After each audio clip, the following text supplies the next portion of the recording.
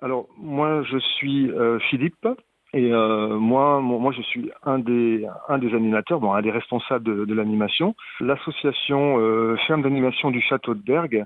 a été créée en 2012 par Martine Garinck, qui était professeure des écoles auparavant. Et elle a pour vocation, depuis le début, d'accueillir des enfants pour leur permettre de découvrir les animaux, la nature et des activités en lien avec l'écologie de façon ludique et pédagogique. Et donc cette activité a démarré en 2012 et aujourd'hui l'association et le château de Bergue accueillent des crèches, des écoles, beaucoup d'écoles, des centres de loisirs et aussi des associations d'handicapés, donc avec différents types de handicap, moteurs ou psychologiques. Et donc l'association a trouvé sa place dans le paysage toulousain et chaque année, on essaye de créer de nouvelles animations, toujours autour de l'écologie, la nature en particulier. L'originalité je pense, de la structure, c'est de toujours créer des animations qui soient euh, adaptées en fait au rythme et au centre d'intérêt des enfants. C'est-à-dire qu'on essaye d'amener les enfants vers ce qu'ils ne connaissent pas ou ce qu'ils croient connaître, et même certains adultes quelquefois.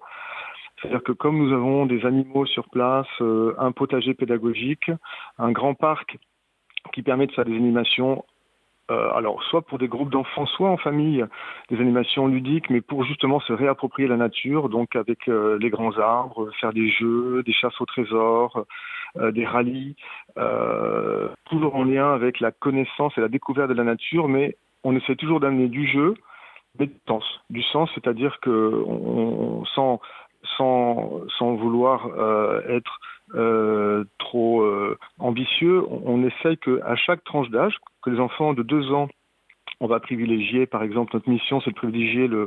les sensations, c'est-à-dire le toucher, le plaisir, la découverte, par exemple, des animaux ou d'un jeu de création en land art, par exemple, dans le parc.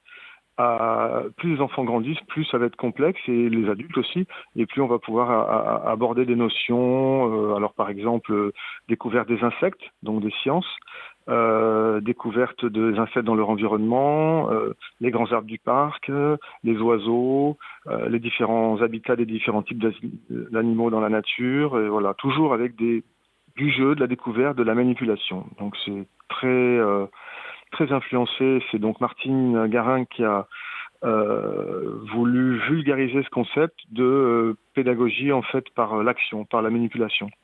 Elle a été très influencée en fait il y a une vingtaine d'années, une trentaine d'années même maintenant,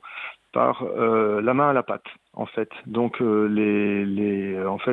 sciences à la portée de tout le monde et la découverte de la nature à la portée de tout le monde d'une façon simple mais surtout drôle, rigolote, mais du coup très efficace. Et donc l'association a embauché en fait il y a 2 ans, donc Aurélie Frera, qui est spécialisée, qui a donc un master en écologie, donc qui est très spécialisée dans tout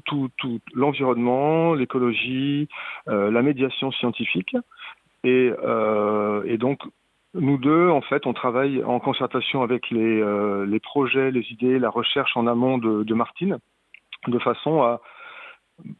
essayer de toucher des publics de plus en plus larges. Et cette année, par exemple, avec cette approche-là, tout simplement, on a beaucoup de familles qui nous demandaient à venir, et donc on crée des événements famille. Notamment, on va faire des découvertes de la ferme avec chasse aux œufs pendant le week-end de Pâques. On va aussi accueillir un peu plus les familles, parce que c'est vrai que ça mobilise beaucoup de moyens chez nous, mais c'est notre volonté. Comme on a des enfants qui viennent en stage nature chez nous pendant les vacances, on veut pouvoir aussi offrir à leurs parents qui nous le demandent des moments de convivialité pour qu'ils puissent venir aussi nous découvrir le week-end ou en semaine pendant les vacances. Voilà, donc on a développé les journées famille, toujours avec l'idée de se retrouver, faire des choses insolites qu'on ne fait pas d'habitude dans la nature et dans un beau lieu.